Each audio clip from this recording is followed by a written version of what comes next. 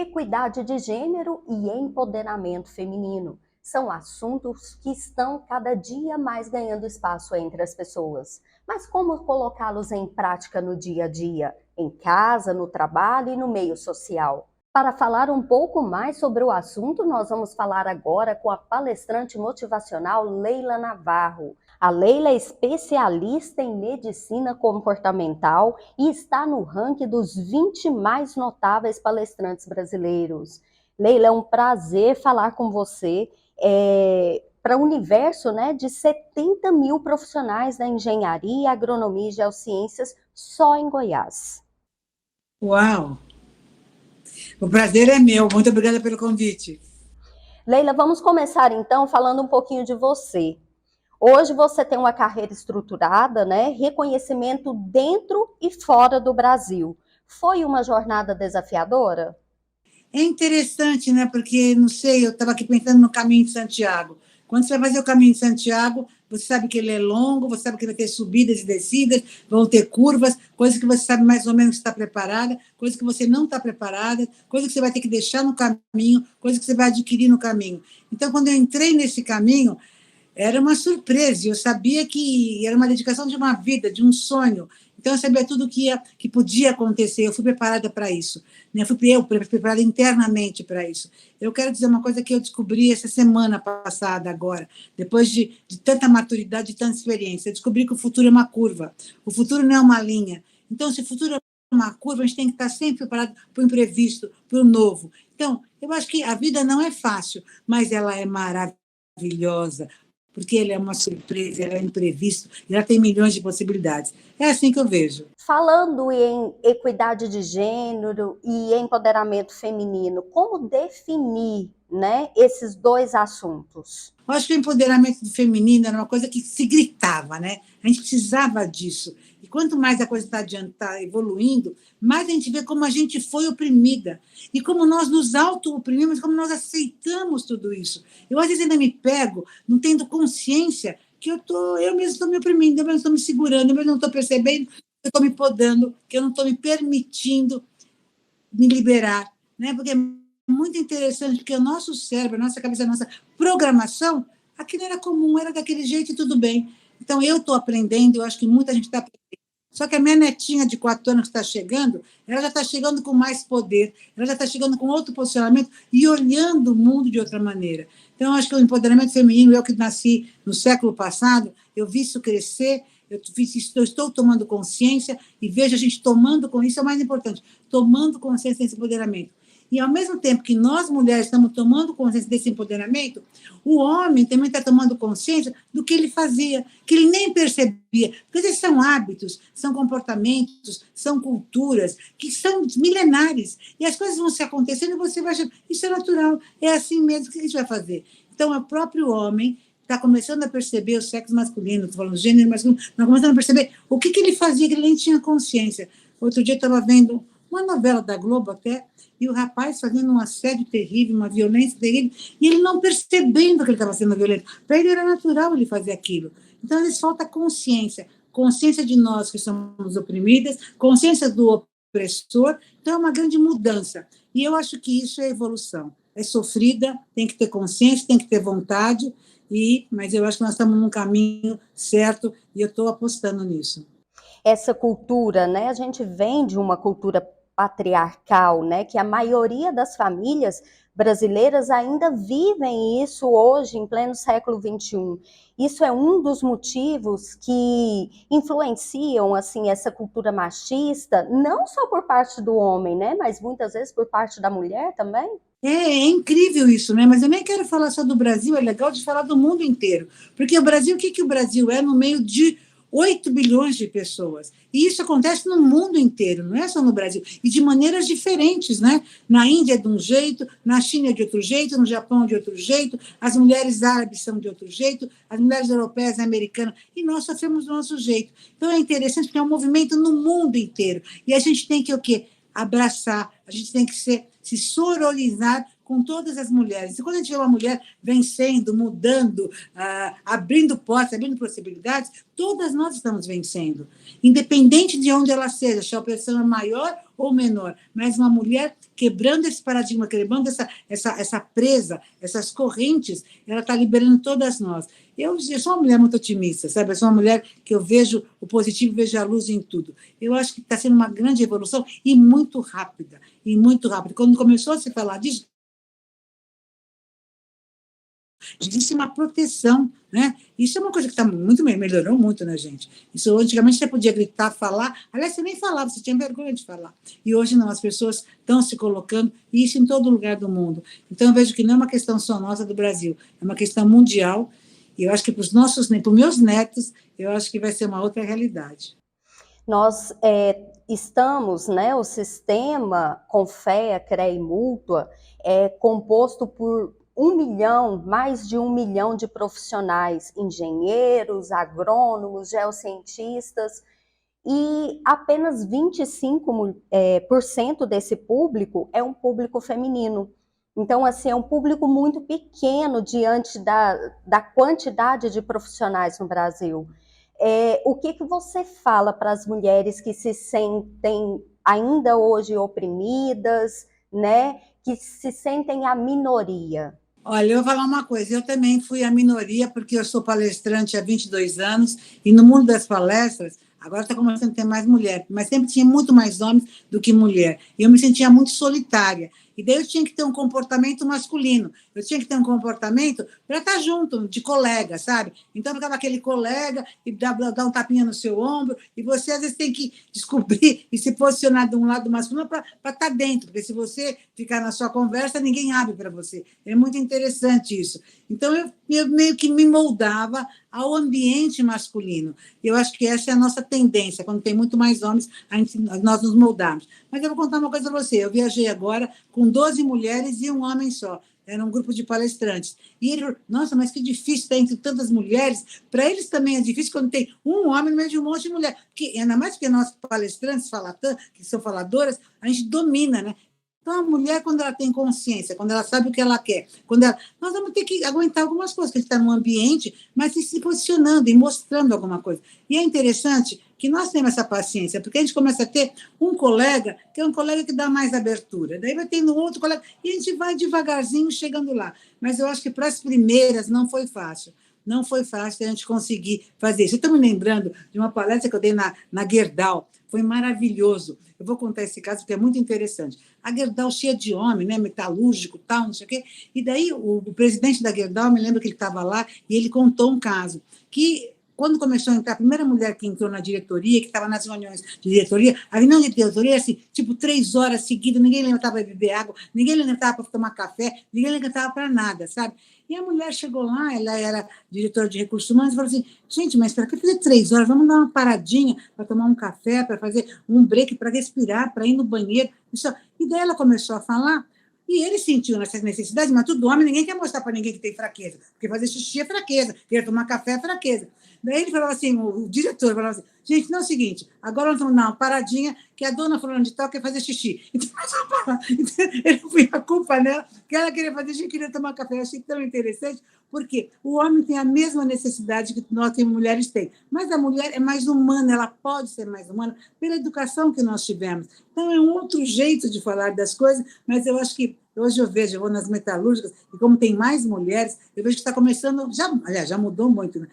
Mas uma vez teve que começar, e mudou. Mesmo que a gente levou a culpa, que a gente é mole, que a gente dá o jeitinho, que a gente tem que parar para a gente, que a gente não aguenta, não faz mal, porque no fim eles também não aguentam, mas ficam bocando os durões lá. Eu acho que hoje também o homem está se descobrindo que ele não precisa ser durão, que ele não precisa bancar. Se está com dor, está com dor. Se não está aguentando, não está aguentando. Se precisa de um tempo, precisa de um tempo. Todos nós somos humanos e temos esse mesmo avatar, temos esse mesmo corpo. Eu acho que o empoderamento feminino, olha o que eu vou te falar, eu acho que o empoderamento feminino facilitou e ajudou muito os homens também, porque permitiu que eles começassem a perceber também, a poder ver certas coisas que eles tinham que bancar, por uma educação, por uma cultura, que tem que ser assim, homem não chora, homem é duro, homem aguenta, homem é forte, né? E para que tudo isso? Então, acho que o nosso empoderamento, o nosso posicionamento, nós nos assumirmos, Eu acho que isso está facilitando a toda a humanidade, para todo mundo poder se assumir e ser feliz, né? Porque no fundo, o que a gente quer é ser feliz. Neste mês nós tivemos uma reunião, um encontro de líderes, né, do sistema, onde reuniu centenas de profissionais do Brasil inteiro. E em uma das palestras do programa Mulher que o sistema tem, né, ela citou, a Renata Amaral citou, a sociedade quer que as mulheres trabalhem como se fossem mães, como se não fossem mães, e que sejam mães como se não trabalhassem, né? É engraçado ouvir, mas é uma realidade que nós vivemos ainda hoje. Agora, vamos falar de mulher para mulher aqui, né? Eu acho que a gente se auto-engana, porque falaram que homem só consegue fazer uma coisa de cada vez e que mulher consegue fazer 10 coisas de cada vez. A gente consegue fazer mal 10 coisas de cada vez. Eu tive que fazer uma cirurgia há um tempo atrás, eu falei, eu quero ser operada por um homem, porque eu sei que quando ele estiver operando, ele vai estar lá presente na minha cirurgia, não vai estar fazendo 10 coisas ao mesmo tempo. Até é uma propaganda contra a gente. Na realidade, nós podemos dar atenção a mais coisas, mas fazer com profundidade, com seriedade, não dá para fazer 500 coisas ao mesmo tempo. Então, nós temos que saber os nossos limites, saber. É que eu acho que tem uma coisa interessante da mulher, não é que ela faz 10 coisas ao mesmo tempo, é que ela pode dar atenção, ela pode se dividir melhor, ela pode estar em várias caixinhas ao mesmo tempo, não fazendo, mas está conectando as caixinhas. A gente conecta as coisas uma com a outra. E o homem não tem essa capacidade de conectar as coisas. E eu acho isso genial, porque a gente aprende, a gente soma, e é muito importante quando a gente tem numa equipe homens e mulheres, porque é isso que faz a diferença. E a diferença e o sucesso, e a criatividade, e a inovação. São gente diferentes que fazem coisas ideais. Agora, gente que é todo mundo igual não compensa, né? Mas é muito interessante o que você está falando. Eu acho que assim, nós mulheres tivemos que nos masculinizar, copiar os nossos pais, porque quem era pessoas de sucesso, executivo de sucesso, quem tinha sucesso profissional eram os nossos pais, não eram as nossas mães. Então, a gente tinha que copiar os nossos pais. Então, você vê muita mulher que tem sucesso e são um pouco masculina, e ela fala grosso, e ela fala alto, e ela é dura. E não precisa. Uma vez eu fui fazer uma palestra para secretárias, e a secretária geralmente mulher, tem poucas secretárias homens, a maioria eram secretárias mulheres, poucos, ela tinha, na verdade, 2 secretários homens. E elas comentaram. Eu falei assim, como é que é? É melhor ter o chefe homem ou a chefe mulher? Eu falei, é muito melhor ter o chefe homem, porque a chefe mulher, quando ela é chefe, ela é muito mais dura. E eu falei assim, nossa, que coisa interessante, mas eu acredito nisso mesmo, porque quando a gente começa a ter sucesso, quando começa a despontar, a gente começa a endurecer, e a gente acha que o sucesso de um executivo é o modelo masculino, que é o que está padronizado e programado. Eu acho que agora está começando a aparecer mulheres que são femininas e que têm sucesso, são líderes e tudo mais.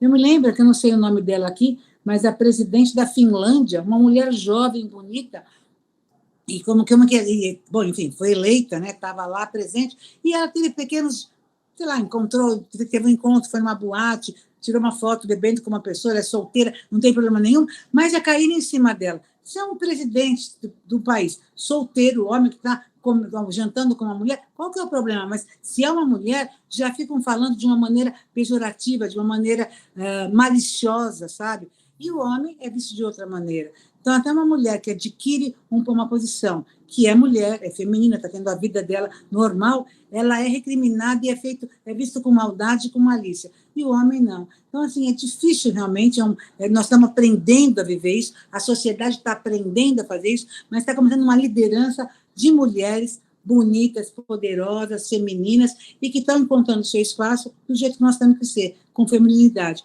Porque isso é interessante. Eu acho que o êxito da mulher e o que a gente pode contribuir com a humanidade é com o nosso olhar, o jeito que a gente olha, que vai complementar um jeito que o masculino olha, que é um raciocínio diferente, uma lógica diferente. Então, a soma funciona.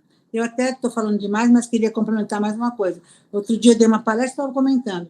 Se o presidente da Rússia fosse um homem, o presidente da Ucrânia, se o presidente da Rússia fosse uma mulher e o presidente da Ucrânia fosse uma mulher, com certeza não estaria tendo essa guerra que está tendo. A gente já podia se puxar um cabelo da outra, podia fazer um monte de coisa, mas não estaria desse jeito que está tendo. Eu acho que isso já é uma reflexão para a gente ver que ainda o homem hétero branco tem uma maneira de pensar muito antiga, muito medieval, para não falar outra coisa.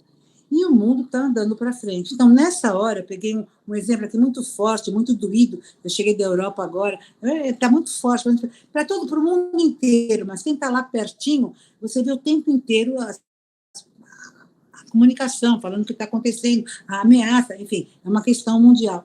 Mas é uma coisa, a gente está falando aqui de gêneros, né? É uma coisa forte para se pensar. Então, eu estou falando para as mulheres aqui, mulheres, nós temos que assumir para equilibrar essa violência no mundo, esse desentendimento no mundo, porque nós temos esse outro olhar. E não vamos nos masculinizar, vamos valorizar essa nossa maneira de ser mulher, que é quem abraça, quem acolhe, quem envolve, quem conecta um com o outro. E uma vez eu vi uma pessoa dando uma palestra e achei maravilhoso. Ela falou assim: uma mãe consegue ter 10 filhos numa mesa com religiões diferentes, com políticas diferentes, com ideias diferentes e criar harmonia. Daí, o dia que essa mãe morre, os caras começam a fazer guerra, um mata o outro. Então, é para a gente pensar o valor da mulher, o olhar que ela tem, a capacidade que ela tem de liderança. Eu até acho que a mulher tem uma capacidade de liderança melhor que o homem, porque ela tem essa capacidade de conectar as coisas, de escutar, de abraçar, de envolver. E, às vezes, o líder é assim, assado, é tão linear, é tão que daí, para mim, isso é bem antigo, né? Não dá mais. A empatia ganhou um nome agora chique, né? Sororidade. Mas ainda falta essa empatia entre as mulheres, ganhar força, essa conectividade é importante? Então, o que eu acho, assim, que eu não sei, você é bem jovem, né? Mas eu vou dizer uma coisa para você. A gente achava que mulher com mulher não funcionava, que mulher com mulher só ficava discutindo, que uma tinha inveja da outra, que mulher com mulher não chegava a lugar nenhum, enfim, ficava na fofoca, fazia pequenos grupinhos, e que mulher não tinha essa maturidade para viver em grupos e para poder conseguir coisas em grupos. Eu estou vendo hoje tantos grupos femininos e que estão efetivamente fazendo coisas. Tem o grupo das mulheres do Brasil, que é uma coisa assim, um grupo que está crescendo, formidável. Então, assim, são uma experiência nova para a gente. Mas não estou falando dela porque é um grupo conhecido, porque quem é a grande líder lá, que criou o clube foi o grupo, né? Foi a Luísa do Magazine Luiza. Então, assim, é uma mulher de visão, uma mulher que tem uma capacidade de liderança, né? Nossa, eu gosto muito dela, do jeito que ela... E ela é uma mulher feminina, né? Ela tem um jeito feminino de falar, de administrar, de envolver. É um modelo para nós, mulheres que queremos ser líderes e queremos ter resultados nos nossos investimentos, nos nossos negócios. Mas está sendo um aprendizado, os grupos realmente femininos se reunirem e terem resultados. Porque às vezes elas se reúnem, conversam, e não tem resultado, não chega a lugar nenhum. Mas é um aprendizado. Nós estamos aprendendo que a sororidade realmente pode fazer acontecer e fazer a diferença. Mas ainda é um aprendizado.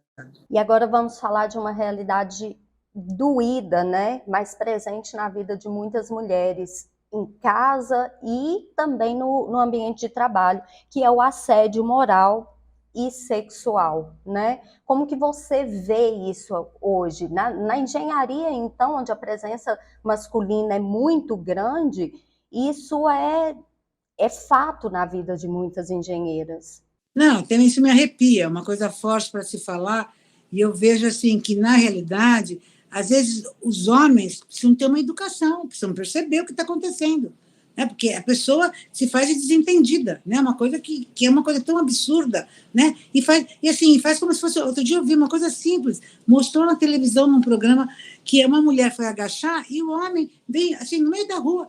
Ele vem embaixo, pôs um espelhinho embaixo da mulher, que ela foi agachar para pegar uma coisa. Mas assim, e ele fez isso como se fosse natural, como se não fosse nada, como se fosse um direito. É uma coisa assim tão absurda, mas a pessoa não é burra, ela é inteligente. Como é que ela não percebe que isso é um comportamento completamente inadequado, que não tem sentido uma coisa dessa, né? Então, assim, é muito interessante. Eu acho que, para mim, me preocupa mais a educação dos homens, e a gente, de criança, mostrar. E olha que não é fácil, porque você conversa com homens inteligentes, que fala, não, mas também não é tão assim. Porque, gente, como que não é tão assim? Mas tem muitos homens que, graças a Deus, já estão percebendo se doem com isso. Agora, o que eu acho pior é que nós, mulheres, a gente não percebe que a gente está sendo violentada e assediada. A gente não percebe. Porque, na nossa cabeça, a educação que a gente teve, a maneira que tratava a gente na família, a gente fala, não, acho que isso é assim que me tratavam, sempre foi assim. Isso não estão abusando de mim. Né? Outro dia, eu sou fisioterapeuta de formação. Eu vou contar uma coisa pessoal que eu nunca contei aqui. Eu sou fisioterapeuta de formação e eu fui no ortopedista. E o ortopedista me atendeu, ele estava do outro lado da mesa, eu estava desse lado, ele atendeu, conversou, pediu exame, falou, não sei o que não. Quando terminou a coisa, que só conversamos de idade, o que tinha que fazer, o que eu sentia, o que eu não sentia, ele saiu da mesa, do trás da mesa, veio até eu estava sentada aqui, veio até a mim, agachou do meu lado, pegou as minhas pernas e colocou em cima da perna dele, e para tocar no meu joelho e tal. E daí tocou no joelho e tal, não sei o quê, não fez nada demais, tocou no joelho, mas pôs as minhas pernas sobre as pernas dele, ele agachado. E fui atendida, estava sozinha, eu e ele no consultório, tal, não aconteceu nada, fui embora. E quando eu fui embora, eu sou fisioterapeuta. Eu falei assim, gente, tinha a mesa lá para ele poder me examinar. Por que ele tem que pôr as minhas pernas sobre a perna dele? Quer dizer, eu saí e falei assim, será que eu fui abusada? Será que isso é normal ou não é normal? Quer dizer, gente, eu sou fisioterapeuta. A gente não precisa ter contato físico com o paciente. Quer dizer, você não vai ter contato de coxa com perna, para quê? Eu saí de lá assim, me senti violentada, entendeu? Violada, porque... Para que isso? Mas eu me senti assim, meio que culpada, sabe? Assim, meio que...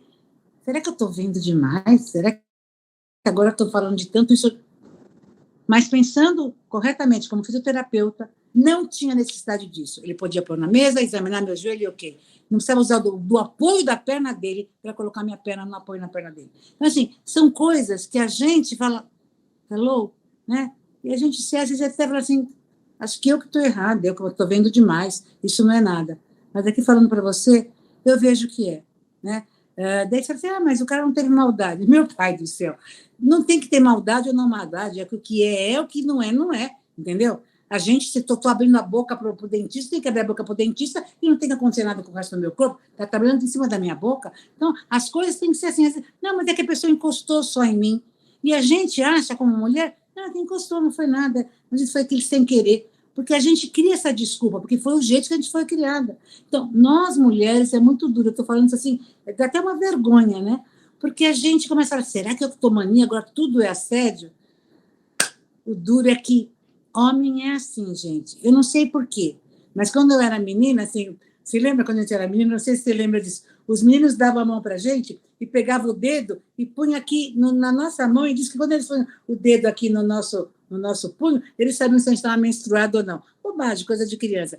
Mas homem, assim, se eles encostam um pouco, se ele faz uma coisa a mais, eles ai, consegui fazer mais aquilo nela, consegui encostar. Sabe assim, é uma coisa meio de moleque que não tem mais sentido, de ele conseguiu fazer uma coisa a mais. Gente, eu acho assim que isso é uma coisa antiga, acho que veio de lá de trás. Porque como era tão distante, homem e mulher não podia fazer nada, se o cara encostava no ombro da pessoa que não podia encostar, ele se sentia, nossa, eu encostei no ombro, e acho que se excitava todo e tem uma fantasia.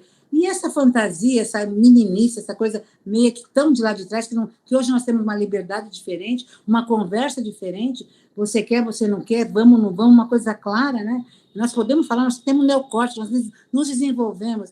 Então, na minha idade, eu vi que a gente às vezes fica na dúvida, né? Se nós estamos sendo abusados ou não. Nós temos que aprender. E nós temos que aprender a falar, nos colocar sem medo de se colocar. Eu estou vendo que eu ainda não sei me colocar, sem medo de me colocar. E eu sou uma mulher que me sinto madura, preparada, e me vi como se você regride, né? Você é uma mulher de 70 anos, você se sente uma menina, você fala assim, nossa, mas será que eu que estou pensando errado, né, dessa situação? Então, gente, mulheres, nós estamos aprendendo, temos que saber nos colocar e falar das coisas, e isso que eu falei é uma coisa pequena perto de coisas muito maiores que existem. Mas a primeira, nós temos coragem de falar e nos colocarmos. Hoje tem lei que protege a gente, e tem muitos homens que têm esse entendimento. Então, acho que nós estamos no momento de mudar. Mas é um assunto muito sério que me incomoda muito. Mas não adianta incomodar, nós temos que mudar isso, né? E obrigada por ter dado essa oportunidade, que eu nunca tinha contado para ninguém isso assim em público, e talvez a pessoa pense, Leila Navarro, toda poderosa, como é que ela não se colocou, como é que ela não falou, ainda sendo fisioterapeuta? Não falei, fiquei com isso engasgado aqui. A gente fica engasgado aqui, você se sente... Sabe que assim, eu tenho 70 anos, filha, é uma coisa assim, filha, desculpa, menina, que eu falei, você é uma menina perto de mim. Quer dizer, tem 70 anos, uma mulher madura, resolvida, que viaja, que faz, que resolve a minha vida, e de repente ali eu me senti completamente. Falei, e ainda me achei errado. Falei assim, será que eu estou pensando demais? Será que eu estou achando. Sabe? Então, assim, não é fácil, não é fácil. Acho que nós, mulheres, se a gente começar. Eu acho assim, que eu tinha uma época que eu não tinha consciência, ninguém tinha consciência disso, não se falava disso. E hoje se fala. Então, eu percebo que eu estou aprendendo a ter consciência disso, e não é fácil, é difícil, né? Tem uma coisa muito forte, né? Que muitas mulheres, quando a Xuxa, com quase 60 anos, ela tinha 50 e poucos anos, quando ela falou que foi abusada quando ela era jovem e criança. E daí o pessoal falou, mas por que ela veio falar agora que ela foi abusada? Por que não falou antes?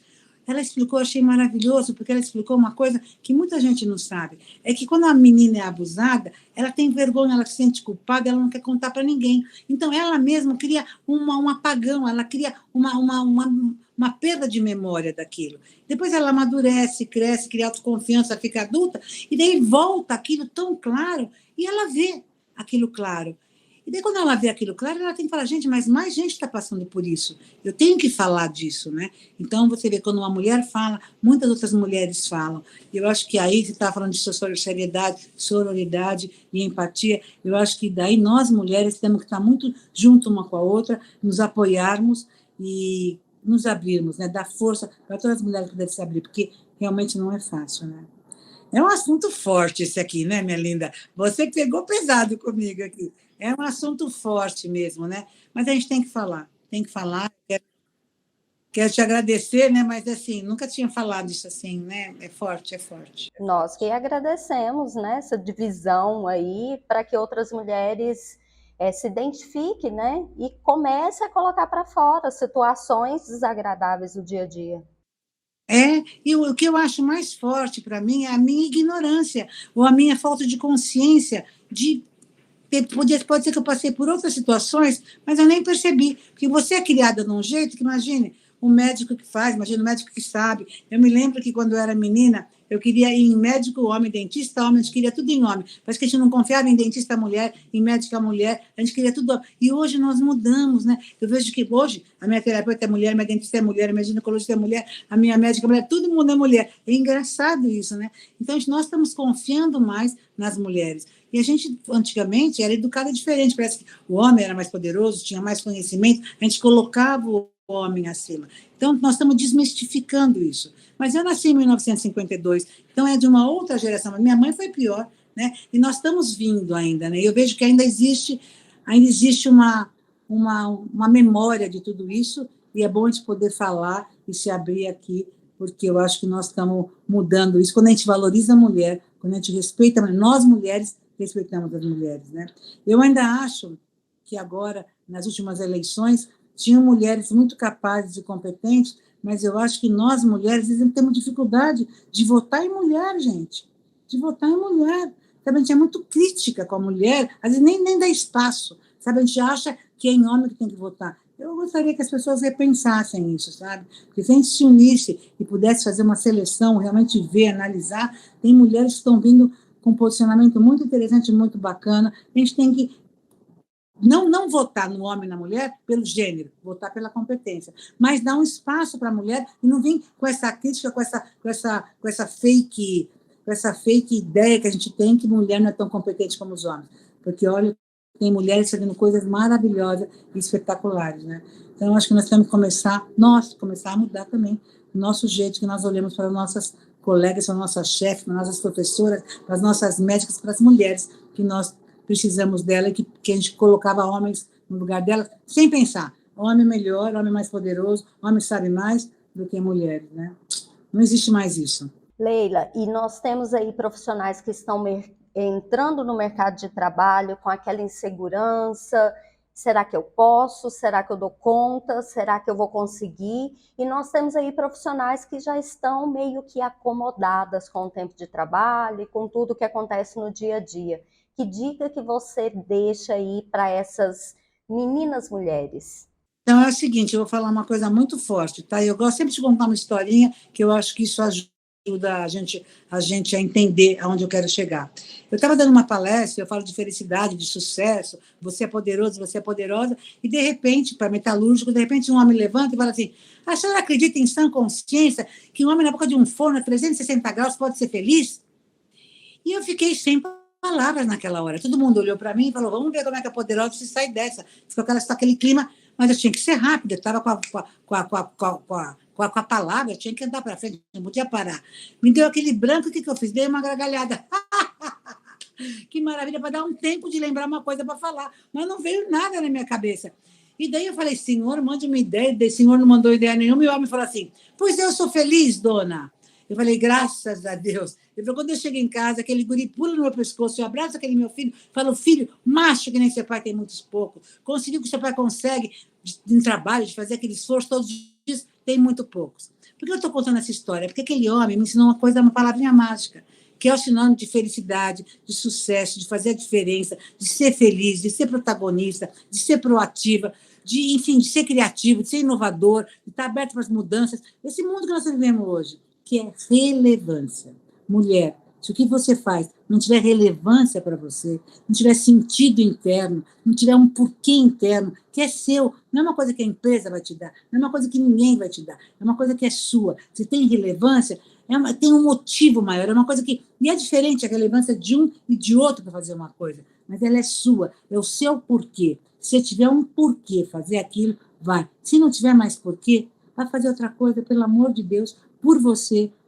Eu quero ver até 110 anos de idade, maravilhosa, linda e poderosa, mas porque tem relevância, tem sentido para mim, dar palestra, viajar, fazer o que eu faço. Eu cheguei da Europa na quarta-feira, na quinta-feira, ontem eu estava na Bahia dando palestra, hoje já dei outra palestra. Eu falei: nossa, mas você nem parou? Você não está cansada? Eu falei: gente, é que eu precisava fazer essa palestra, porque era muito importante para aquelas pessoas, e era um motivo tão forte, foi tão maravilhoso. Eu fui para o interior da Bahia falar para a educação, e era uma força maior, e que te dá essa força de você ir ter energia para fazer as coisas. Então, quando você tem relevância, quando você faz porque tem sentido para você, eu nem vou falar que é porque você ama. Não, não é porque você ama, é porque tem sentido. É porque é o que você tem, é para que você veio para essa vida. É o que te dá força de viver.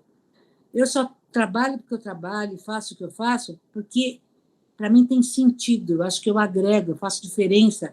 Eu me sinto que precisam de mim. O dia que eu sentir que não precisam mais, que eu não agrego em nada, eu quero mais é morrer embora desse negócio, né? Então, eu quero estar aqui enquanto eu sinto que eu posso fazer parte disso. E isso tem que ser com relevância. Eu queria que você que escutasse essa entrevista pensasse se o que você faz tem relevância para você ou não. Relevância é uma palavrinha mágica, mas que a gente não para pensar muito nela. Nem sei se você vai encontrar muito sentido nela, vem só no dicionário, porque ela é muito mais forte do que representa no dicionário. Ela é o porquê, é o para quê. É uma coisa que não é igual a ninguém, que não tem uma regra, mas é sua. É uma coisa que é muito forte. Às vezes você tem uma relevância, você fazer uma coisa até que você não gosta e que é difícil para você, mas é porque aquilo é uma fase da sua vida, porque você está educando o seu filho, porque você está cuidando do seu pai que está doente. Então, as coisas são assim. Não, é um motivo que tem, que é seu, que ninguém às vezes entende. Mas por que você vai fazer isso? Você não precisa disso. Mas para você internamente você precisa. Então, relevância não tem medida, é a sua medida, é uma coisa que dentro de você tem sentido. Para o outro pode não ter, mas para você tem. E isso dá força. Então, você que está fazendo o que está fazendo e está desanimado, provavelmente não tem mais relevância o que está fazendo. Deixa disso, vai procurar uma relevância, porque daí a vida tem sentido, e daí ó, a pele fica maravilhosa, você fica feliz, rica, tem sucesso, atrai coisas boas. É a lei da atração, é uma maravilha. Leila, muito obrigada por dividir um pouquinho dos seus conhecimentos e do seu dia a dia conosco. Olha, foi um prazer falar com você, umas perguntas poderosas sua, que eu não vim aqui para coisa leve, não, mulher, vai fundo, né? Mais que terapia, mas valeu, tá? Você mexeu comigo, foi muito bom essa entrevista, eu nunca fiz uma entrevista desse jeito. E olha que eu fui 2 vezes no Jô, hein? Mas você é poderosa. Maravilha. Obrigada. Valeu. Obrigada, querida. Tchau, Tchau, tchau. tchau.